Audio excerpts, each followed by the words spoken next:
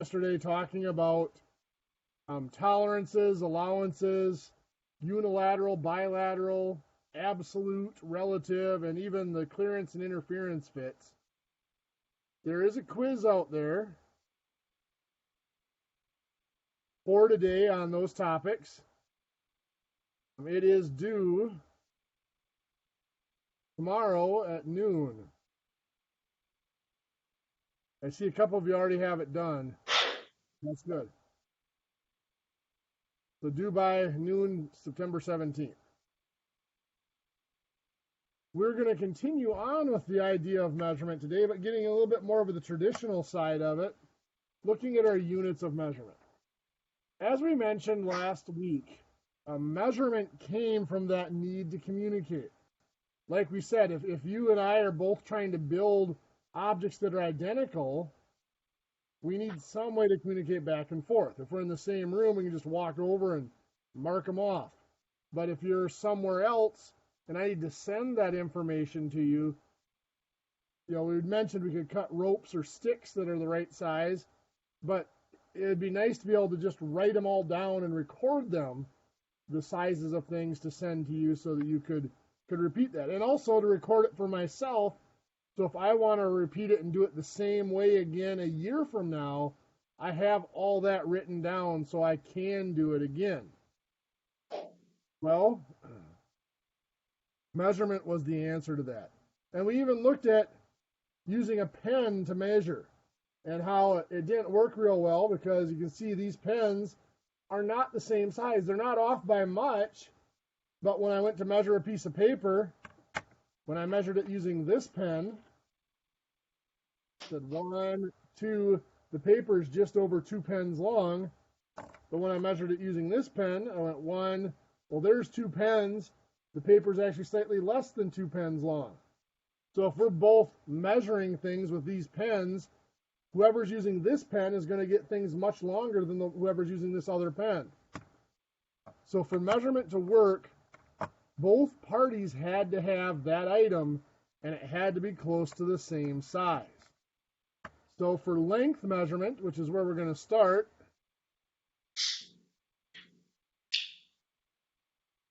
the obvious thing for them to default to was something that was always with them and that most people had, and it was parts of the body. Does anybody know where the inch comes from?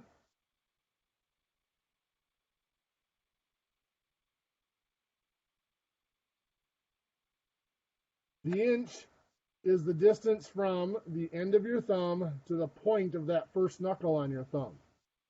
So you could measure our piece of paper here. You go 1, 2, 3, 4, 5. You see that rocking motion, by the way, as I measurement? I have to kind of roll my thumb to get from the knuckle to the tip. That's where the inchworm came from, as it kind of moves with that same motion. So your thumb was the inch. What do we have that's bigger than an inch? What's the next size measurement? A foot. How many inches are in a foot?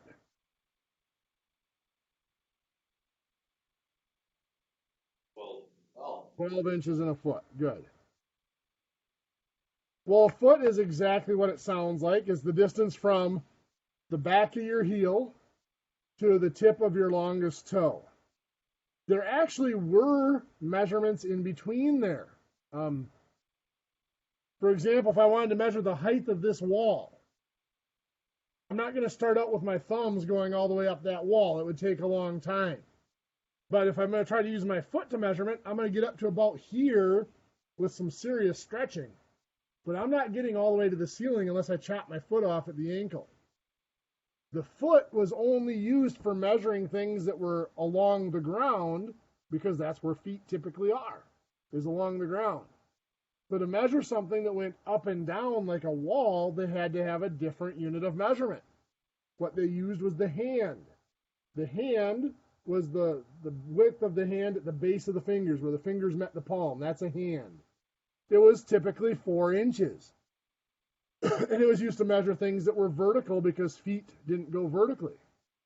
To this day, by the way, horses, cattle, sheep, Most livestock, their height is measured by hands. In the 500s or so, King Edward declared that his thumb and his foot and his hand and his everything else were going to be the official measurements of the land.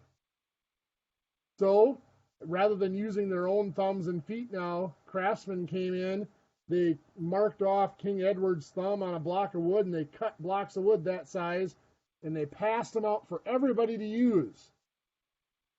This was the beginning of standardized measurement. And even though it was a very egotistical move on Edward's part, it was the source of a lot of advancements in measurement. First of all, we didn't need hands anymore, because I don't have to get my foot up to the top of the wall to measurement. I take this block of wood from King Edward's foot, and I can use that to measure the wall. So feet can now be used to measure things going up and down, because we didn't have to get our foot up there. We had this standardized block of wood. Later on, because of that standardized block, that developed into the rulers that we looked at a couple of days ago and things like that. By the way, the term ruler comes from the fact that it's to mark out the dimensions of our ruler, the king. So many of those intermediate measurements now became unnecessary because we had standardized units to use. We didn't have to use our body. We didn't have to be able to get our body in position to make those measurements anymore. Now, King Edward's foot did not have 12 of his inches in it.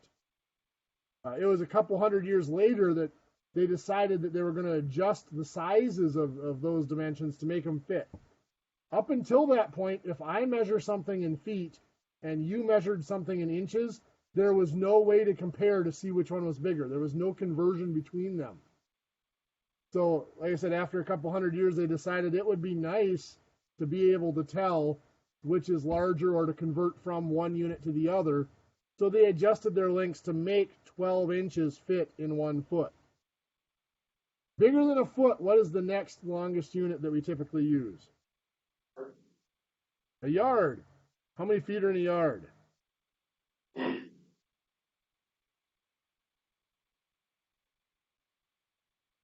There are 3 feet in a yard. A lot of people think of the yard as being the length of a person's stride if they're marking things out.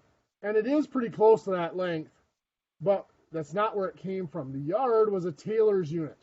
The yard was from the center of your chest or the point of your nose to the end of your outstretched arm. If you ever watched an old tailor measure fabric, they'll grab the fabric, they'll pull it out, and they'll say 1, 2.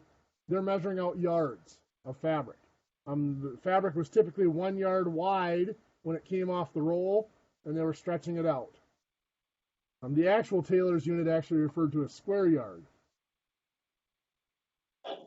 Bigger than a yard, there were a lot of other units that were used that have kind of gone out of style.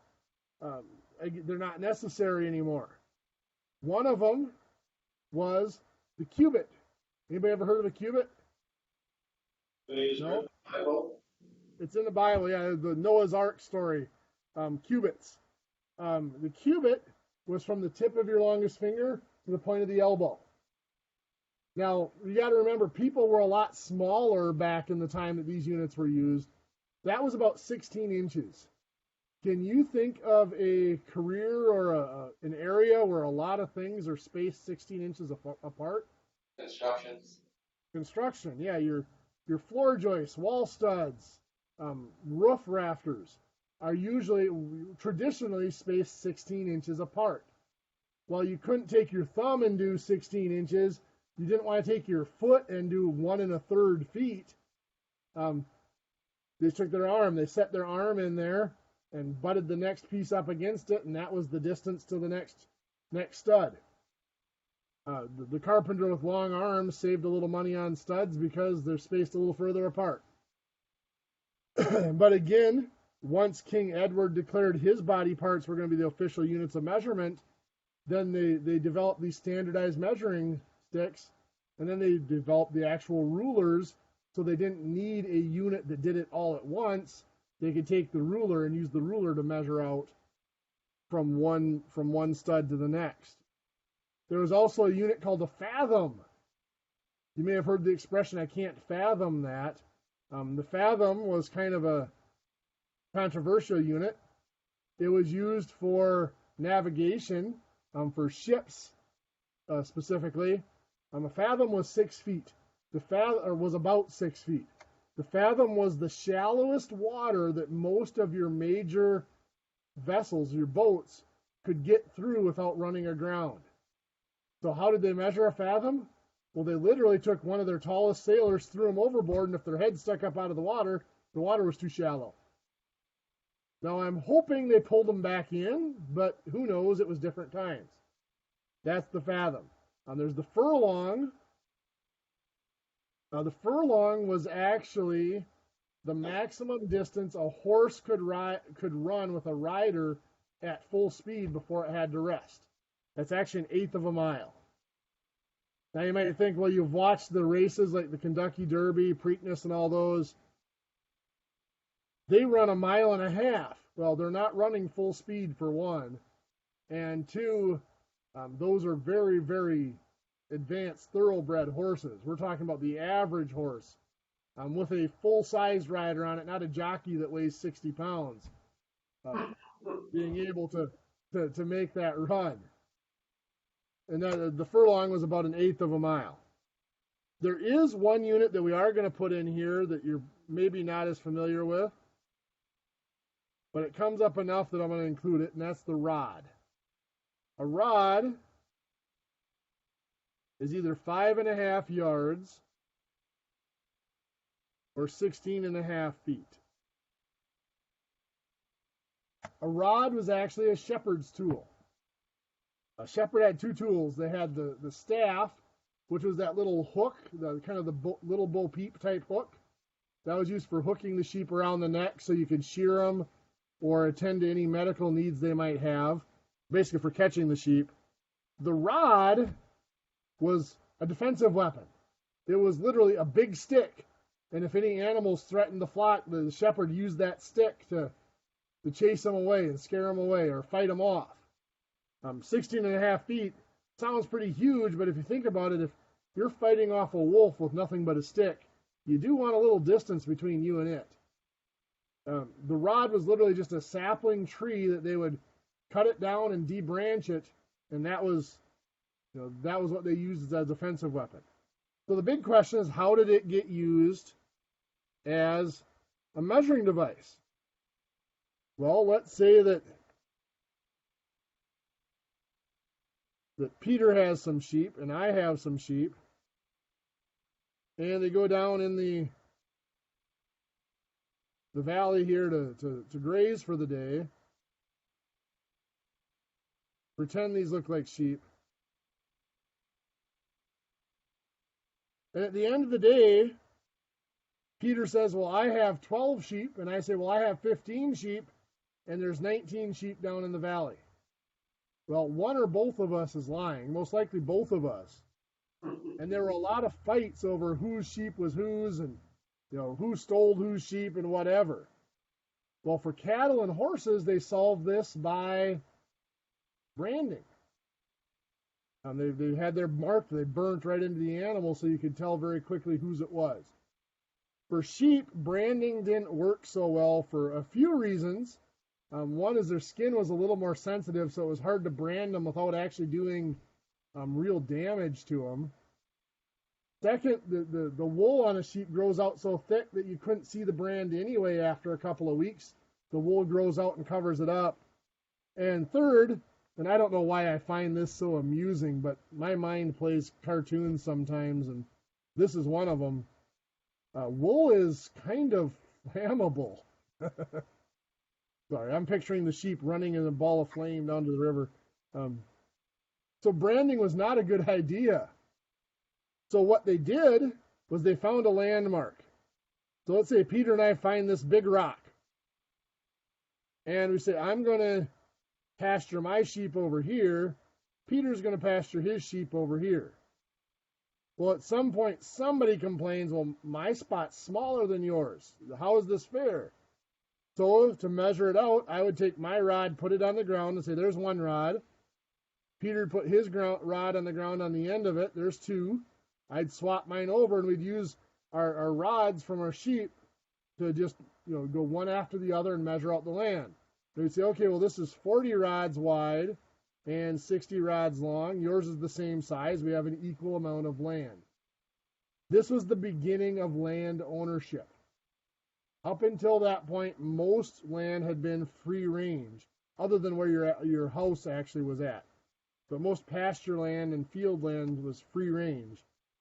So there wasn't really divisions and fences and property borders. To this day, if you look at the legal description for a piece of land, it'll be measured out in rods. Rods or something called chains. 1 chain equals 4 rods. A chain is 66 feet long.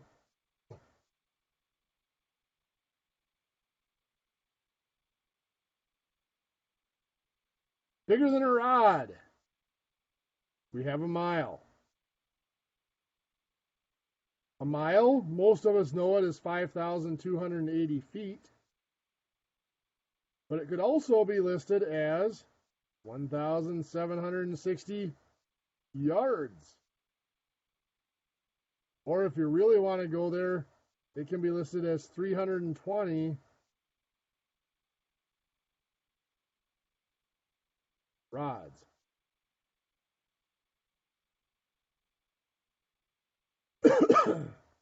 A mile there's a lot of rumors as to where the mile came from. One of the rumors is that it was the distance that King Edward could see out the window of the castle from his throne. The rumor that makes the most sense to me is that the mile actually came from the Greek and Roman military. The term mil or milli meant 1,000. If you look at your property taxes, if you've ever dealt with property taxes, it's something called the mill rate. That's the price per thousand. The mill rate in most places is between 21 and 23. So if it's a 21 mill rate, that means it's $21 of property tax for every $1,000 of value. So a mile was the distance that a Roman soldier would march 1,000 paces in formation. A pace was starting on your left foot, going to your right foot, and coming back to your left foot. That was a full pace. So these units, like we said, were all used separately for many years. It wasn't until much later in time that people decided, hey, it would be nice to be able to convert from one to the other, or if things are measured in different units, to compare their size. So they were adjusted. None of these are the original lengths for the most part. They have all been adjusted so that they fit together and can be used together. There were some of them, like the rod and the chain, that were relatively already set to a certain size that didn't need a lot of adjustment, but some of the others took considerable adjustment to make them fit. The biggest one is the yard being 3 feet. The original yard was significantly smaller than that. We had to expand the yard a little bit to make it fit 3 feet. So most people, if you measure from the center of your chest or the tip of your nose to the end of your hand, you're not going to get 3 feet of distance there in most cases. Let's talk about conversions. Now, most of you, if I gave you something like 4 feet and convert that into inches, most of you are just going to yell out, how many inches is 4 feet? 4 feet is how many inches? 48. 48, yeah. And listen, a lot of people know that, right? Just know it because there's 12 inches in a foot. But if you didn't know that, the way that we would go about this, remember back when we talked about fractions, we talked about a unity fraction and how it was an incredibly powerful tool. Well, we can take our 4 feet and we can turn it into a fraction by just putting it over 1. And now we're converting it from feet to inches. So I'm going to multiply that by a conversion factor. And what my conversion factor is going to be a unity fraction. The numerator and denominator are going to be the same value. But here my denominator is going to be feet. The reason it's going to be feet is so that they cross cancel out.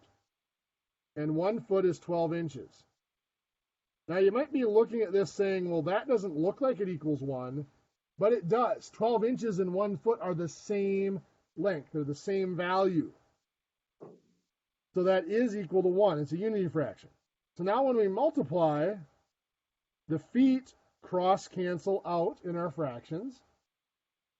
4 times 12 inches is 48 inches. And on bottom, 1 times 1 is 1. So 48 inches over 1, or just 48 inches. Now for that one, like I said, many of you could have done that without using a conversion factor.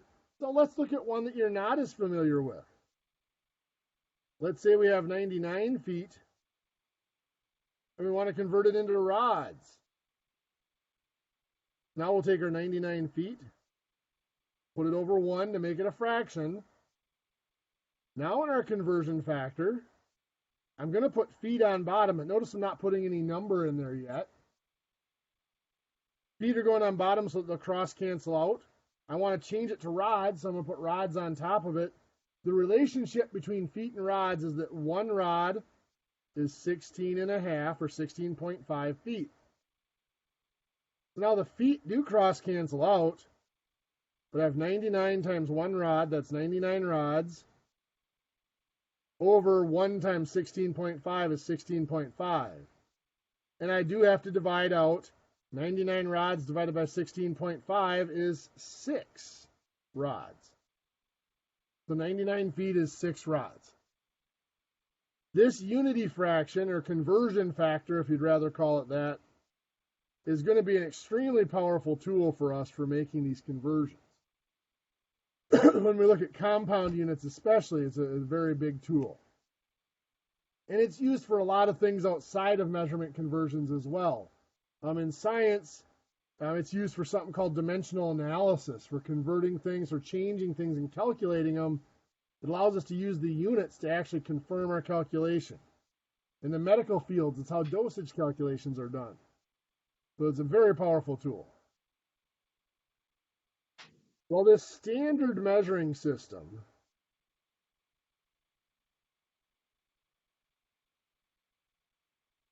was what we called an evolved system. That means it evolved over time. It originated to meet a need. We mentioned that communication. But they had all these different units that they created to measure different things because they had to be able to get their body in position to measure them. Well, then once we switched to standardized units after King Edward's Declaration, they were able to use standardized units and make rulers and stuff like that, but they had to adjust the sizes of everything to make them fit together for conversions. Because of that, there was no planning, there was no consistency. That's why we get so many awkward conversions, like 12 inches in a foot, or 4 inches in a hand, 3 feet in a yard, 16.5 feet in a rod, 5,280 feet in a mile. The conversions are all very awkward because we took all these individual things that were created to meet needs and then we tried to force them to work together. It was an evolved system. Well, the metric system was a planned system. They had literally been using standard measurement for thousands of years at that point.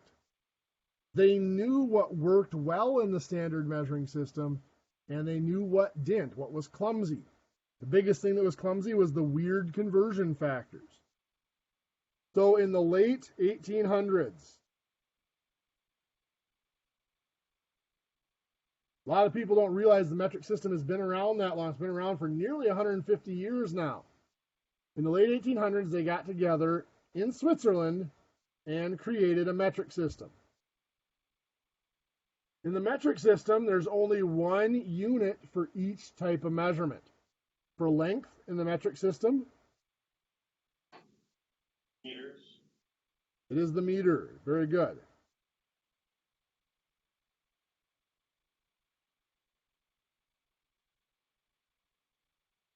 The meter is 39 inches long. Well, 39.38 or so inches long. A little bit longer than our yard. Now, it always frustrated me because I thought it would have been so convenient if they had just made the meter equal to the yard. Well, King Edward made his declaration saying, his yard was going to be, his arm was going to be the official yard and all that. He wasn't the only ruler, only monarch that had that idea. In different parts of the world, I mean, King Edward's the one we use because we're very tied into the European culture. But in different parts of the world, different rulers, different leaders made that declaration at different times. And you can imagine they're different sized people. So from one region to the next, the size of a yard or an inch or whatever could be very different. Well, the metric system was created in Switzerland. The meter is actually based off of the Swiss yard. So the Swiss yard is actually equivalent to a meter.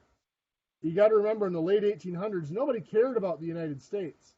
We didn't become a world power until the late 19-teens, early 1920s, after World War I, was really our first time that we were viewed as a world power. Up until then, nobody cared about the United States. So Switzerland didn't even think twice about using the U.S. yard. They used their own yard to create the meter in the metric system. So in the metric system, we have the meter, which is abbreviated with just an M. If we wanted to measure something smaller than a meter, excuse me, they used prefixes. Deci was the prefix for 1/10. So dm was a decimeter, which was a tenth of a meter. Centi was the prefix for 1/100th. So cm was a centimeter, or 100th of a meter. Mil was 1,000, so milli was 1,000th. So mm was a millimeter, or 1,000th of a meter. Now, they didn't go every 10 like this as they continue down. 10, 100, 1,000. They skipped 10,000 and 100,000, and they went to a millionth. 1 millionth was the prefix micro. Now, they'd already used mm for millimeter, so for micrometer, they used the Greek letter mu. That's actually the Greek letter for m. So mu-m was a micrometer, or a millionth of a meter. Well, they skipped 10 million and 100 million, and then the next one was nano. Nano was a billionth of a meter. Now, you guys may encounter machining to a micrometer in your career. I can think of, well, I know there's a couple of companies in the area. I know Hutchinson Technologies in the Chippewa Valley. They do some of their tooling to a millionth of a meter, or to a micrometer. They are able to get that precision.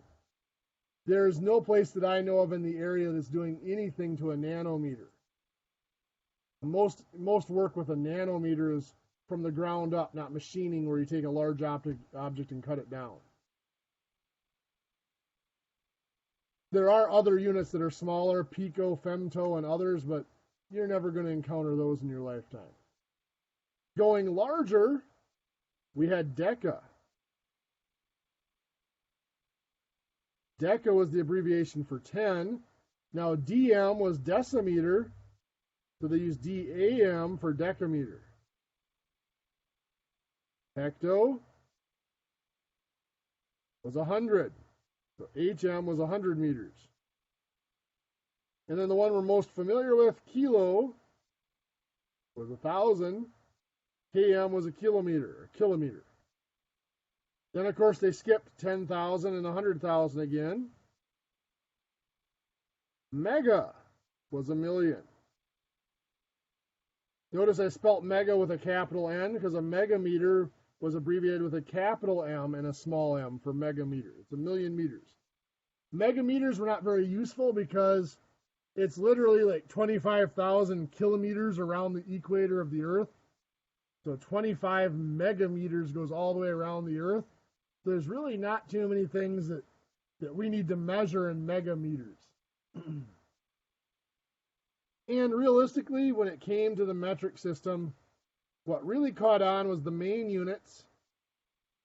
Kilo caught on because it was useful, and milli for most units caught on. Now for length, the centimeter became popular in the United States. Now if you go to other countries, the millimeter is actually more popular than a centimeter. But in the United States, the centimeter caught on because it was the closest thing in the metric system to an inch. And it's not even really that close. It's about a little over 2.5 centimeters to make an inch. That is 2.54 centimeters in an inch. But because we're so used to working with units that are around that order of magnitude, the centimeter caught on in the U.S. But for the most part, it was those three units, the main unit, kilo, and milli. And then for anything that's way out there, mega and micro were used for things really large or really small. Converting in the metric system was pretty simple. If I have something that's 0.023 meters and I want to convert that into centimeters, I just look at my chart. Every spot, if I move one spot left or right on my chart, is either multiplying by 10 or dividing by 10. So if I'm going from meters to centimeters, I'm going 2 spots to the right on my chart. Well, when I multiply or divide by 10, all it does is move my decimal point one place. So I move 2 spots to the right on my chart. My decimal point also moves 2 spots to the right. So 0.023 meters is 2.3 centimeters. We needed to be able to convert between metric and standard units. The one that I typically use is that 1 inch equals 2.54 centimeters. With that equivalency, I can convert darn near anything. If I want to know, let's say 30 feet, and I want to know how many meters that is, I can still use this equivalency because 30 feet, there's 12 inches in a foot, so 30 times 12 is 360 inches. And now I can just convert inches to centimeters. I'm getting rid of inches, so I'm going to put them on bottom so they cross cancel out. 1 inch equals 2.54 centimeters. Now the inches cancel out here. 360 times 2.54. So that's 1,000. Yeah, we'll multiply it out. 914.4 centimeters we get. Well, now to convert that from centimeters to meters, from centimeters to meters is 2 spots to the left on the chart. So my decimal point just moves 2 spots to the left. That's 9.144 meters. So we can make, all we need is a couple of conversions in order to be able to make a couple of equivalencies, I should say, in order to be able to make those conversions back and forth. Now, of course, there are other equivalencies out there that I don't have memorized. Like I said, the 1 inch equals 2.54 centimeters is the one I have memorized and ready to use whenever I need it. We do have 1 meter is equal to 39.37 inches. Some people just use 1 meter is equal to approximately 1.09 yards. That one's a little bit more rounded. Some books even just say 1.1 yard. 1 mile is equal to approximately 1.6 kilometers. Now, a lot of books say that 1 kilometer is equal to 0.6 miles. Technically, 1 kilometer is 0.625 miles, but the 0.6 is rounded to make it approximate or easy to use. But we have all those relationships. We can use these conversion factors, the unity fractions, to convert them. So let's look at some things that we use our measurement for. One is for perimeter. For a rectangle, perimeter is the distance around an object.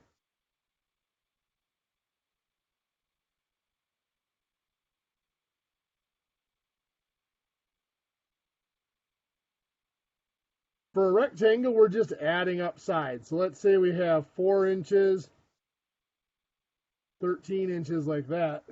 We know that the opposite sides of a rectangle are equal. So even though it's not labeled, we know this is 4 inches and this is also 13 inches. Our perimeter is found by simply adding those up. Take a starting point and work your way around the rectangle, giving us a total of 34 inches.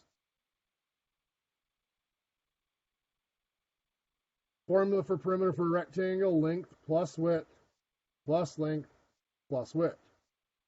Now, we haven't done any algebra yet, but a little bit of algebra, we can combine some of this to say the perimeter is 2 times the length plus 2 times the width. Rather than having to add the individual pieces together, we could plug in numbers into that formula. So what that would look like, 2 times length would be 2 times 13, 2 times width would be 2 times 8, or 2 times 4, I should say, which is going to be 8. And then we do our order of operations. 2 times 13 is 26. I'm going to cheat and do 2 steps at once. 2 times 4 is 8. And 26 plus 8 is 34 inches, just like we had before. One that's a little trickier is a circle.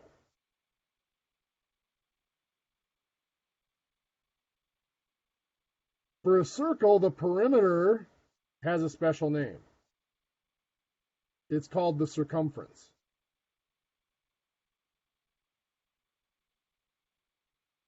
But it is still okay to just call it the perimeter of a circle. In the, well, about the same time, about the 400s or 500s, they discovered there was a relationship between the diameter of a circle and the circumference. They found that if you took the circumference of a circle and divided by the diameter, no matter how large the circle was, that you always got the same number. That was a constant ratio. And that number was 3.14159, blah, blah, blah, blah, blah, repeated forever. Now, since the number kept going and never ended, they just gave it a special name, pi. That is the Greek letter pi, which is basically the Greek letter for P. And so that's the symbol they use to represent that ratio. The typical way, the more common way of representing that is to say that the circumference of a circle, which we abbreviate with just C, is equal to the diameter of the circle times pi, or pi times the diameter, either way. So if I know that the diameter of this circle is 16 inches, my circumference is 16 inches times pi. Well, 16 times pi is about 50.24 inches.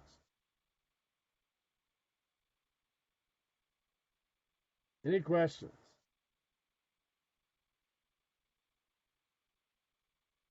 Okay, so the homework for today is not in your books.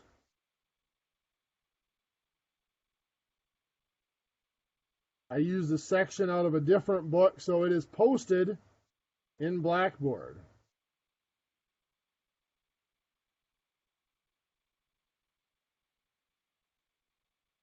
For September 16th. It just says September 16th homework. I listed it two ways. I gave you a Word document that has it all in one document, or then I gave PDF files that for each separate page of it. It is actually Unit 19 out of a different book. It's actually the book I use for the wood construction group. It just does a much better job of doing the conversions of length measurement than anything that you guys have for a textbook. So I'm going to have you do that section for today, which means there's not much you can do right now. So instead of working for our last 2.5 minutes, if you guys want to clean up and head out, we will see you all tomorrow.